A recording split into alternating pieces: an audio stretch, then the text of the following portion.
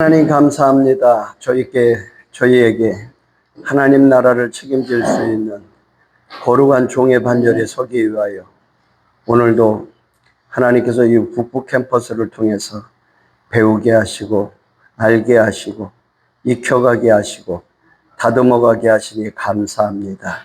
잘했다 칭찬받을 수 있는 신실한 종의 반열에서는 훈련장이 되게 하여 주옵소서.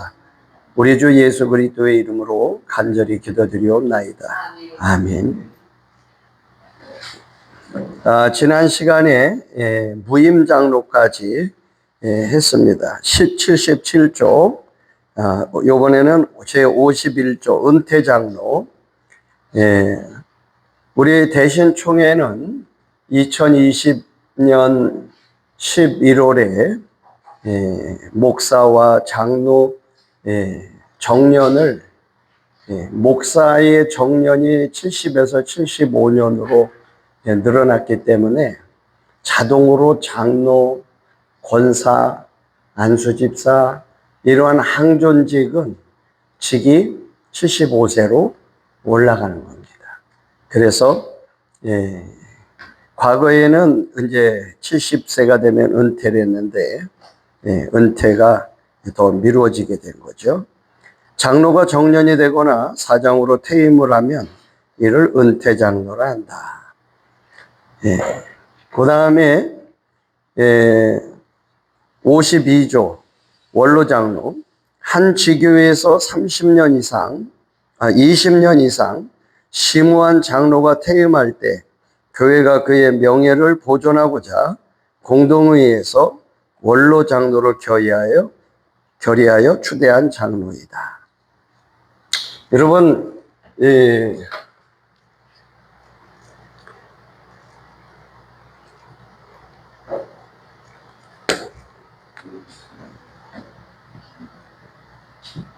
목사님, 장로님이 이 원로 목사, 장로는 자기가 지교회라는 말은 자기가 등록된 교회에서 20년 이상 심우한 사람을 이제 나이가 정년이 되어서 은퇴를 하게 될 때에 부르는 칭호가 원로 목사, 원로 장로라고 부릅니다. 여기저기 교회에서 나 장로 20년 있다고 해서 그거 되는 게 아니에요. 여기 시무라고 하는 거는 당회원으로, 장로는 당회원으로 시무했을 때, 그러니까 자기가 등록한 교회에서 20년이에요.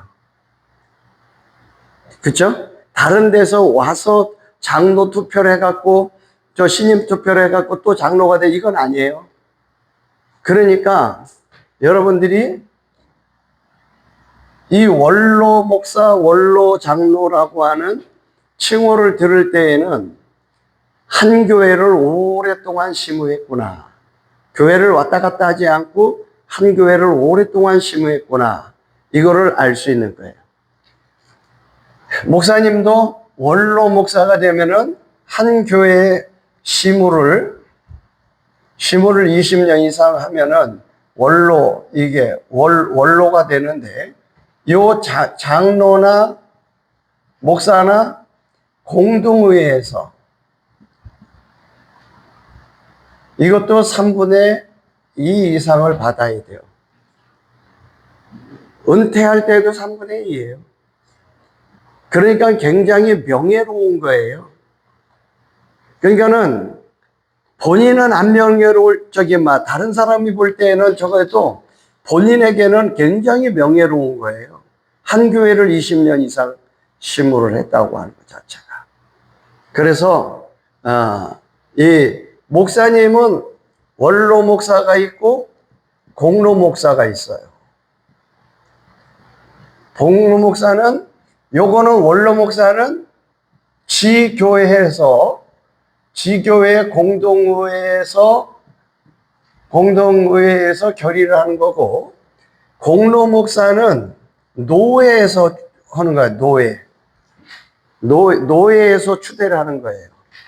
공로 목사는 자기가 노회에서 25년이에요.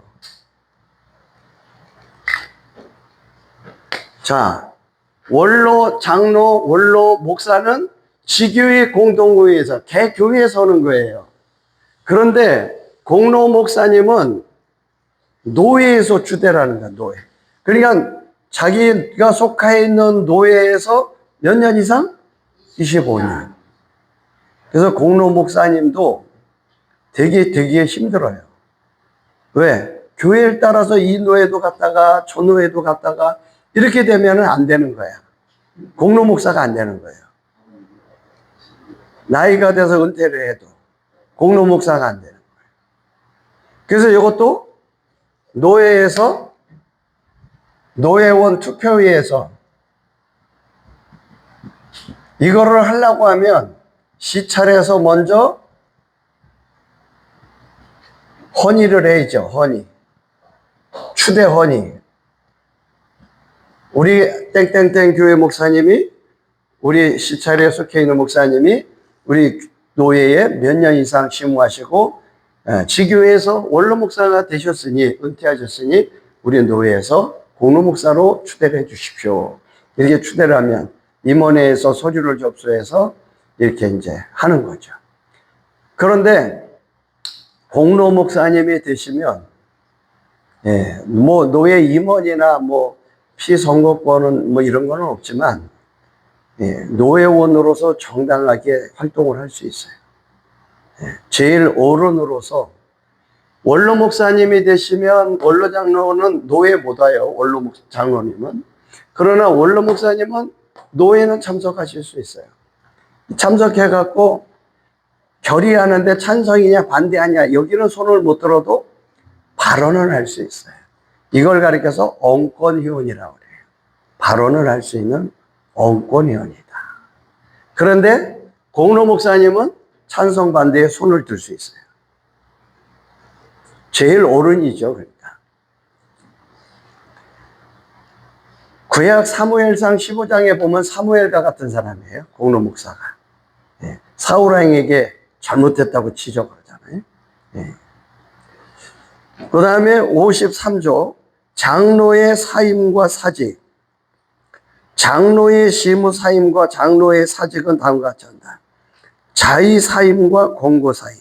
장로가 특별한 사정이 있을 때 자의로 시무를 사의할 수 있으며 교인과 과반수 시무를 원치 않으면 당회의 결의로 권고 사임할 수 있게 한다. 여기 자의 사임과 권고 사임. 만약에 뭐 구속이 됐다든가 이럴 때에는 장로라고 하는 직이 은혜롭지 않잖아요. 덕이 안 되잖아, 덕이. 그러니까는 그럴 때는 사임서를 내는 게 맞다. 그 다음에 교인 과반수. 저 장로님은 뭐 덕스럽지가 않고 본보기가 안 되니까 안 됩니다. 이렇게 하면은 당회의에서 권고, 지금 사정이 이렇습니다. 라고 권고해서 사임을 할 수 있죠. 그 다음에 자의사직과 권고사직. 장로가 교회에 덕을 세우지 못한 경우에는 자의로 사직할 수 있고 당회의 결의로 권고하여 사직하게 할 수 있다.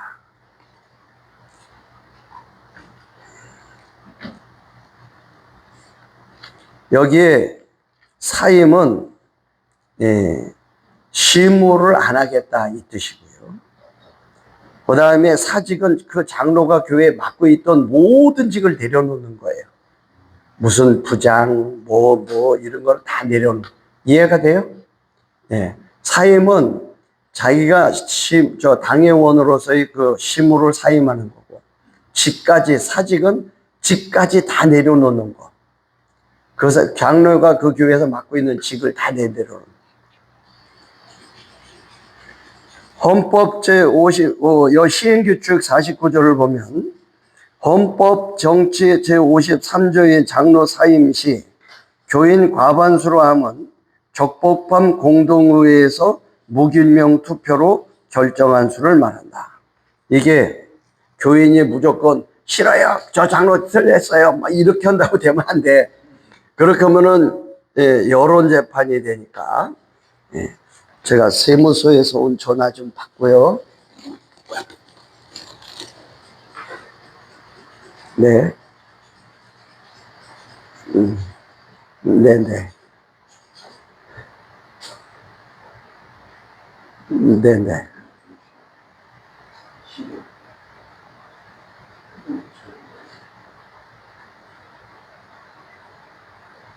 아, 회원 명부는 이제 시작을 했기 때문에 전국에는 교회거든요. 우리 총회 안에. 그래서 총회에서 대표자 증명을 보낸 거거든요. 첨부서에. 네. 아, 이사회만 있어요. 네.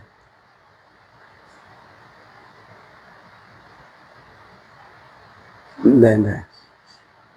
아직 저희가 이게 나와야 추인하는 이사회가 이제 처음 열리는 거지. 예.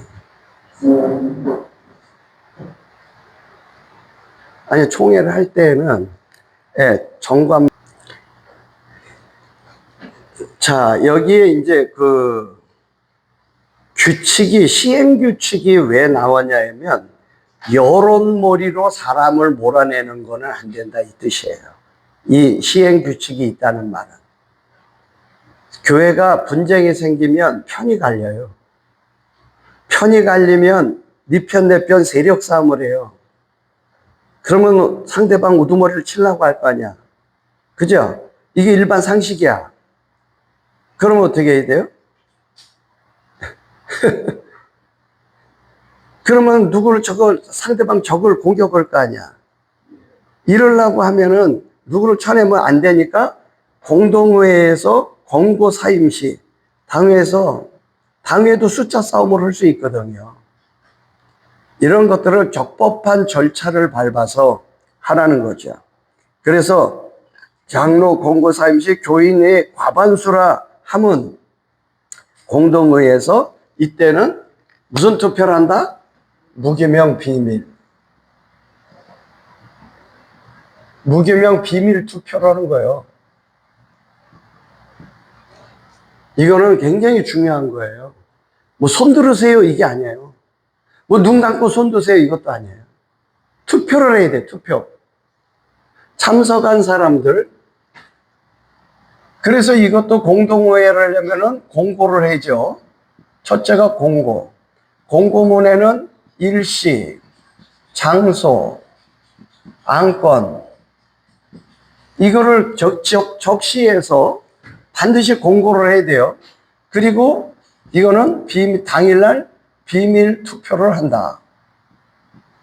비밀 투표라고 결과를 공고한다. 공고. 결과 공고를 알려야 돼요. 이렇게 해서, 여기 참석한 사람들의 이거는 3분의 2가 아니고 과반수다. 이렇게 되다가 보면은, 결국은 저 장로님은 안 돼, 어때, 저때, 이 말 나오면 벌써 교회는 분쟁이 시작된 거예요. 그러니까는 이러한 일들이, 권고사임, 권고사지, 자의사임, 자의사지, 이런 것들은 없는 게 좋다. 그러니까 이런 게 없는 게 평안한 교회다. 이런 거는 흔치 않아요. 흔치 않은 일이에요.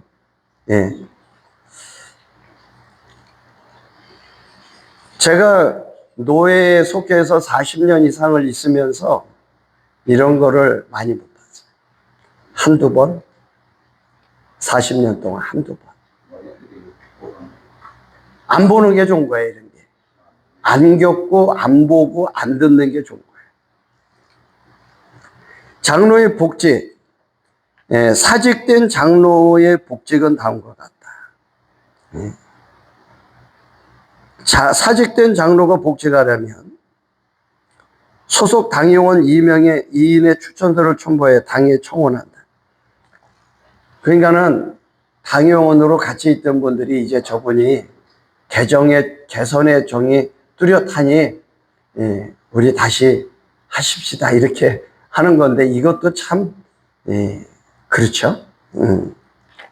사이직자의 경우 소속 당의원 3분의 2, 권고사직의 경우에는 권고사직의 이유가 그러니까 여기에 여러분들 이제 여러 가지 이런 일이 없어야 되는데, 이런 일이 교회에서 벌어졌다 그러면은 혼자 해결하려고 하면은 절대로 해결이 안 된다.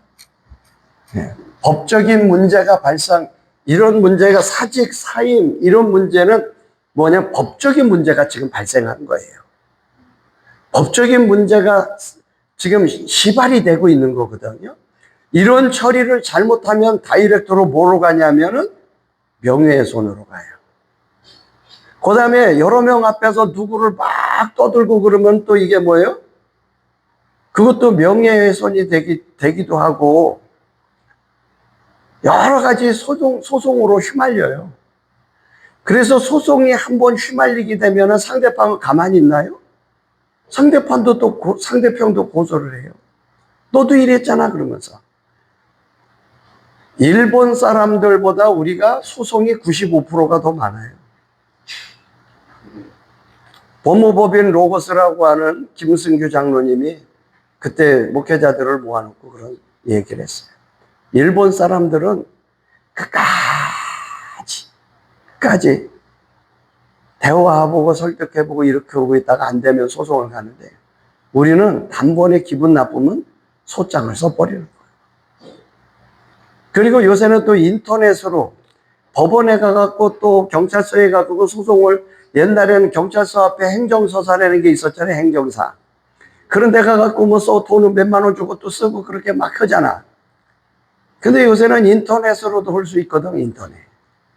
인터넷으로 오면 더 싸 또. 그러니 이러한 일들이 참 우리나라의 소송을 남발하는 이러한 일들을 벌어지게 된다. 이런 것들을 우리가 막으려고 하면은 참 교회가 늘 깨어서 기도하고 서로 품어주고, 사도행전 교회처럼 사도행전 2장 42절 사도의 가르침을 잘 받고, 그 다음에 43절부터 서로 떡을 떼고 서로 기도하고 네 것 내 것 주장하지 않고, 이게 은혜로울 때 할 수 있는 거거든요. 그래서 사도행전 2장 42절에서 45절까지가 예배가 살아있고 교육이 살아있고, 그 다음에 친교가 살아있고, 그 다음에 헌신이 살아있고, 니것 내 것 땅 내 걸 팔아서 막 도와주는 헌신이 살아있고, 선교가 살아있고, 칭찬받는 교회가 되잖아요. 그런데 이게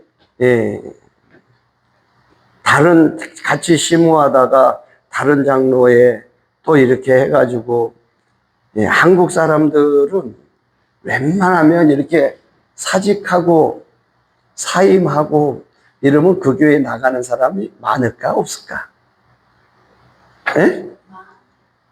그 교회에 그 교회에 남아있는 사람이 많을까 적을까? 한국은 고춧가루야. 고춧가루 성질이 좀 있어. 기분 나쁘면 튀어나가. 그런데 아까 얘기한 것처럼 그런 원로까지 갈 수 있어요, 없어요? 안 되는 거예요. 그러니까는 항상 원로가 될 때에는 이거는 그 권징이나 징계는 아닌데도 이런 사임했을 때, 사직했을 때는 그 기간을 또 빼는 거예요. 복잡해. 그러니까는 우리가 맨 처음에 장로를 선택할 때 뭐를 좀 보라고 그랬어요? 인품을 보라 그랬죠. 인품. 이게 인품을 보는 게 이렇게 중요해요. 트러블 메이커가 되면 안 돼요. 성령의 결과가 트러블이요, 평화예요? 평화잖아요.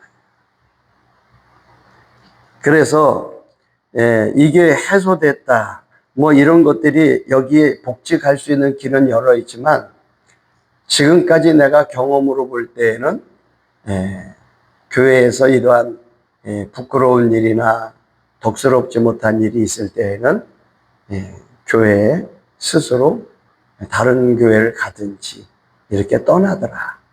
그러나 이렇게 돌아오는 길도 있다라고 하는 거죠.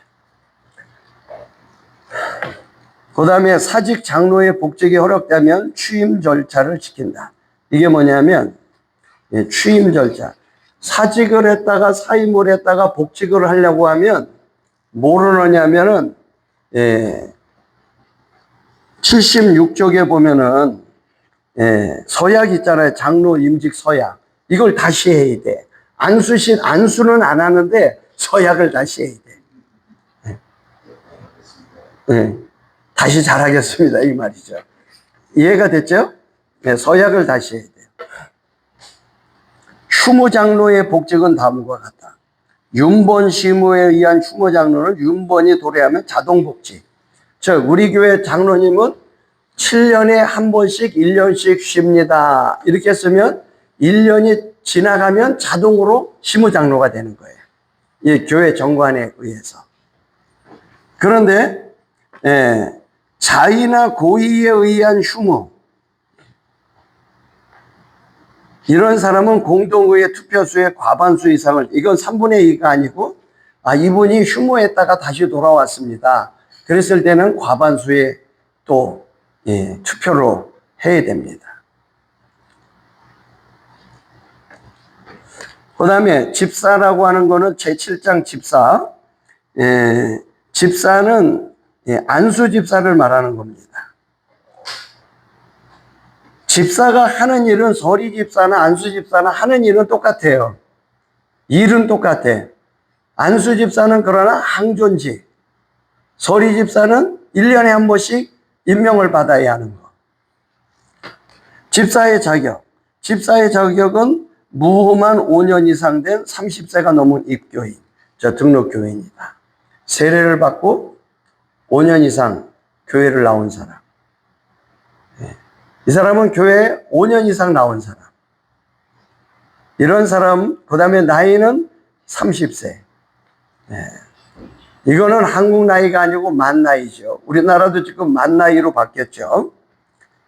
그 다음에 좋은 명성과 진실한 믿음과 지혜와 분별력이 있는 자. 자, 사도행전 6장에 보면 7 집사 선택이 나오죠. 이게 7 집사가 우리는 장로교는 장로로 보는 거죠.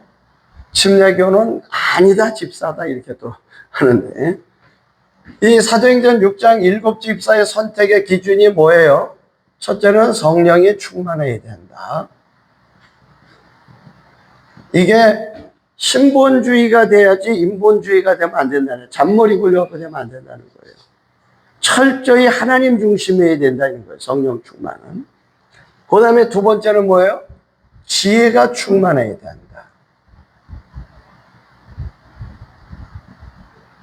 그 다음에 세 번째는 칭찬받는 자다.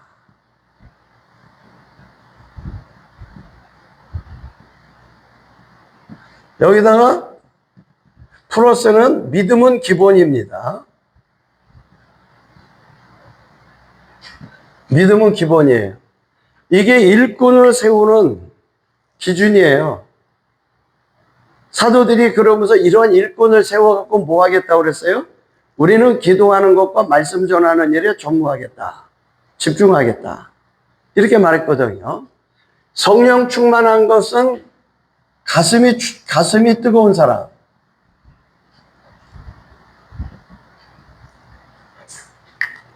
은혜를 받으면 가슴이 뜨거우면은 안 되는 게 있어요? 없어요? 다 뭘로 보여? 되는 걸로 보여. 그죠?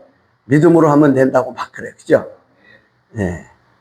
근데 믿음이 식으면 따져. 뭐가 어떻고, 뭐가 어떻고.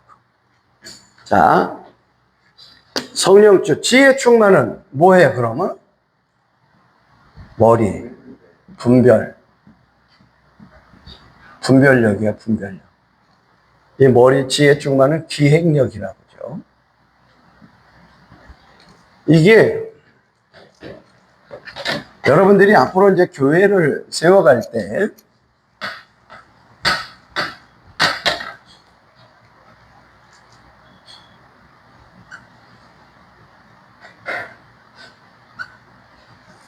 교회를 세워갈 때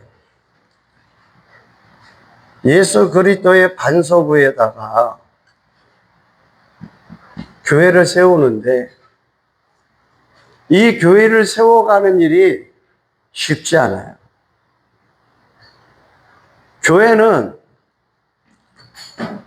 이 사람들이 있어야 교회가 세워지는 거예요.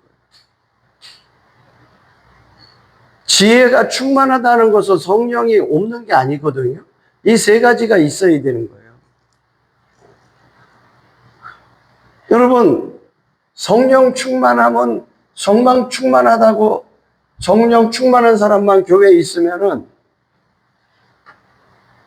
어떻게 될까? 좋겠지. 그러나 성령이 충만하면은 이 세상을 떠나서 변화산에 간 베드로가 주님, 그냥 여기다 집 짓고 삽시다. 모세하고 엘리야도 계신데 그냥 여기 집 짓고 여기서 그냥 삽시다. 이렇게 되면 돼, 안 돼요? 주님이 뭐라 그래? 내려가자 그러잖아. 그랬더니 엘리야하고 모세 있어 없어요? 없어요. 그러니까 교회가 그런 식으로 변화산처럼 되면 안 돼. 교회는 항상 이 트라이앵글, 스핑크스가 삼각형이잖아요. 교회는 언제나 중심이 잘 잡혀야 돼요. 이 중심이. 여기가 성령, 지혜, 여기가 칭찬. 이런 것들이 구조가 잘 맞춰져야 돼요. 이 구조가 잘 맞춰져야 잘 할 수 있다. 그러면 이 교회는 지혜로운 사람도 필요하고 가슴이 뜨거운 열정도 필요하고 열정이 충만하니까 이거는 뭐예요? 이게 열정. 일하는 에너지예요, 에너지. 에너지가 넘치는 거죠. 근데 앉아가지고 기획만 하고 이런 분석만 하면 또 안 되잖아. 그러면은 또 이 교회가 너무 차. 그러면 안 돼. 이 일이 추진이 안 돼. 계획은 잘하는데. 그 다음에 여기는 비행기, 떴다 비행기만 있으면 또 안 되잖아. 그러니까 구색이 잘 맞춰져야 되는 거예요. 그래서 교회는 이 세 가지가 잘 맞춰져야 든든한 교회, 건강한 교회가 될 수 있다. 그래서 사회에 이런 교회가 뭐냐? 영향력 있는 교회가 된다. 영향력 있는 교회를 우리가 세워가야 돼. 이게 사도행전 교회가 믿는 자와 믿지 않는 자에게 칭찬을 받는 거고 똑같은 거죠. 그래서 여기 집사도 좋은 명성, 진실한 믿음, 지혜와 분별, 이게 있어야 된다. 이게 사도행전 6장에 나와 있는 걸 말합니다. 행위가 복음적이고 생활의 모범이 되는 자. 집사가 어떤 일을 하느냐? 56절. 집사는 교회의 택함을 받아 재직회의 회원이 되며 당회에 지도하래. 교회에 봉사하고 헌금을 수납 지출하며 구제에 관한 일을 한다. 그러니까는 왜 집사를 세우게 됐죠? 히브리파 과부와 헬라파 과부가 구제, 도움의 손길에 분쟁이 생긴 거예요. 왜 니네만 많이 받고 이렇게 되는 거죠. 여러분들이 아프리카나 어려운데 한번 가보셨어요? 거기 가보면은 비리비리한 사람이 많이 받아요? 심세님이 많이 받아요? 인간의 죄성이라는 게요. 제가 월드비전으로 인도도 가보고 아프리카 가나도 가보고 과테말라도 가보고 스리랑카도 가보고 뭐 이런 다 가봤는데 어디 가나 월드비전은 어린아이들을 상대하는 거. 어디 가나 이 죄성이 보입니다. 죄성. 그래서 이 월드비전에서 가면은 절대로 사탕이나 이런 걸 많이 주머니 많이 넣고 가서도 사탕을 이렇게 인격적으로 우린 주고 싶어 갖고 이렇게 다 이렇게 주고 싶은데 절대로 그렇게 주지 마라. 그러면 손이 상처난다. 자, 한 명만 주는 게 아니고 뭘 벌떼같이 덤벼서 나도 달라고 손을 나도 달라고 이렇게 해야 되니까 내 손이 까지겠어 안 까지겠어. 그러니까 이렇게 주지 말라는 거예요. 차라리 던져주라 이거예요. 쟤네들을 무시하는 게 아니라 쟤네들을 위해서 당신이 주는 사람도 상처 안 받으려면 뿌려주라는 거예요.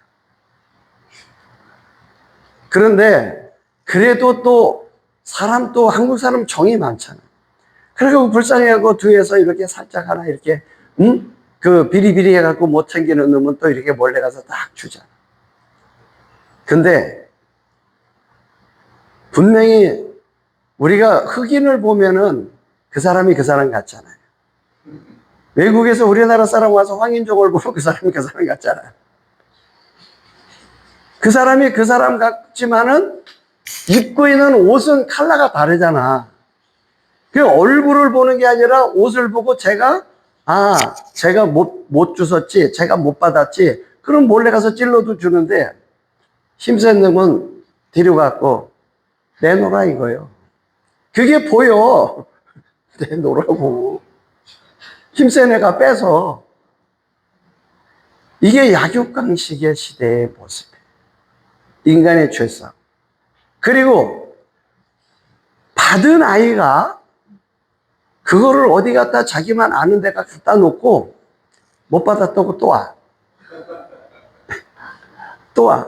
그래서 걔는 내가 그 나라 말을 모르니까 너 받았으니까 너 안 돼, 안 돼 그러면은 안 받았다는 거야. 그러면 다음 애들을 위해서 빨리 하나 주고 빨리 가라고 그러지. 이게 사도행전 6장에서 히브리파 과부는 오리지널 본토 사람. 왜? 성경에는 과부와 고아를 돌보라고 했기 때문에 일본 구제 대상이야. 그런데 헬라파 과부는 어디서 온 사람이냐? 외국에서 살다가 그냥 들어와서 사는 사람들이야. 근데 과부야. 그러면 실질적으로는 똑같은 과부라 할지라도 누가 더 어려워요? 그치, 헬라파가 어려워. 헬라 문화권에서 유럽에서 살다가 들어온 사람들이에요. 그렇다고 해서 그 사람들이 연고가 없어. 그러면 룻기에서 보면은 누구와 같은 거냐면 나오미와 같은 거예요. 룻과 같은 거예요. 흉년이 든다고 떠났다가 모압 지방에 갔다가 다시 왔는데 다른 사람들은 거둘 게 있는데 그 사람들은 거둘 게 있어요, 없어요? 과부만 둘이 남았잖아. 그랬을 때에 이 난관을 어떻게 해결할 것이냐. 이 위기를 어떻게 해결할 것이냐.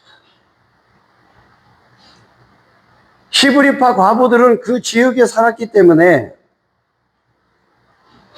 제자들이나 사도들 이렇게 볼 때 눈에 많이 띄었을 거 아니에요. 저 사람은 어디 살고 그렇게 알 거 아니에요. 그런데 헬라파 사람들은 아는 사람들이 많이 없는 거지. 해외에서 왔으니까. 그러니까 도움이 똑같은 도움을 주는데 그 사람들은 도움이 부족했던 거예요. 그러니까 그 사람들이 입 달렸으니까 불만이 있어요, 없어요? 마음에 불만이 있어요, 없어요? 그러니까 왜 똑같은 과부인데 저 사람은 많이 주고. 여러분들이 지역 사회에서도 복지 사각지대에 있는 사람들 있죠. 여러분들이 동사무소나 제가 주민자치위원회를 해봐서 아는데, 동사무소에서도 누구를 도와줘야 된다고 그러면 첫 번째가 여기 기초생활수급자예요. 그 다음에 차상이에요. 이 사람들이 명단이 쭉 있어요. 그런데 차상위와 기초생활도 안 되는 어렵게 사는 사람들이 있어요. 이 사람들은 항상 소외돼요. 뭐가 많이 있을 때 조금 가요. 그럼 차상위에 사는 사람들이 불만이 있어요, 없어요? 저 사람들은 왜 지난번에도 받고 또 받고 또 받냐고. 명절 때가 되고 그러면 이 사람들한테 좀 많이 가요. 기초생활이나 차상위 이런 사람들은. 어렵게 사는 사람은. 국물도 없어. 그러니까 이 사람들은 화가 나는 거예요. 왜 저 사람은 저렇게 많이 저렇게 주면 두 번, 세 번 주면서 우리는 왜 안 주냐. 이럴 때가 있거든요. 이게 사도행전 6장에서 나타난 거예요. 인간이 살아가는 데에는 어쩔 수 없는 거예요. 그렇다고 해서 구석구석까지 모르니까. 그럴 때에 해결책이 뭐냐면 성령 충만, 지혜 충만, 칭찬받는 자를 택해서 그 사람들을 그럼 7 집사를 세울 때 구성원들 봤어요? 7 집사. 지금 헬라파, 히브리파가 분쟁이 생겼는데 어느 쪽 과부가 많이 소외됐다고? 그러면은 헬라파 집사를 많이 세워야 돼요? 히브리파 집사를 또 세워야 돼요? 에? 그렇지. 히브리파를 세우면 또 어디로 가? 히브리파로 또 가. 그럼 집사만 세우고 사도만 쏙 빠진 거야. 그러니까 헬라파 집사를 많이 세워야 되겠죠. 그래서 몇 명? 헬라파가 몇 명이요? 7 집사 중에. 그거 연구해 봤어요? 5명이에요. 히브리파는 스데반하고 빌립밖에 없어요. 그 이름을 보세요, 다. 헬라 이름이지. 그러니까 우리가 구제와 어려운 사람 돕기 위해서 집사를 세웠다 이렇게만 보지 말고 사도들이 처방을 잘했다. 그게 뭐예요? 성령이 지혜를 주어서 그 소에 문제된 거를 해결하기 위해서 잘했다. 그 일을 위해서 집사도 지혜롭게. 그래서 집사가 교회에서 많이 하는 일이 뭐예요? 재정 보는 일, 구제하는 일, 선교하는 일, 봉사하는 일, 이런 걸 하는 거예요. 그런데 그거를 내가 하고 싶다고 이건 집사가 하는 일이니까 집사가 다 할게요. 이게 아니고 어디 지도를 받으라고? 당의 지도를 받아서 하자. 이거는 뭐냐면 질서대로 하라 이 뜻이야. 질서대로. 아시겠죠? 네. 당의 지도 아래 하라는 말은 질서대로 하라. 하나님은 무슨 하나님이요? 질서의 하나님이야. 공의 하나님. 그러니까 교회 일은 언제나 질서대로 하라. 그래서 여러분들도 여기 신학교에서 이렇게 공부하시면서 반드시 꼭 알아야 할 게 있어요. 여러분들이 질서대로 하려고 하면 이제 여러분들이 2월 달에 뭐 강사고시 본다. 뭐 이런 거 뭐 한다. 무슨 시험 본다. 목사고시 본다. 그 다음에 목사 한수 청원한다. 그걸 누구하고 상대해야 돼요? 누구한테 물어봐?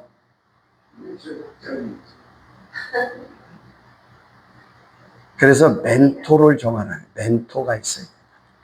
여러분이 소속되어 있는 멘토가 있어야, 멘토가 노예도 알고 행정도 알고 질서도 알고 목회의 경험이 두루 있는 사람을 멘토로 해서 서류를 꾸며갖고 무조건 서류를 덜렁덜렁 해갖고 뭐 언제까지 내려니까 막 들고 막 다니는 거 아니에요.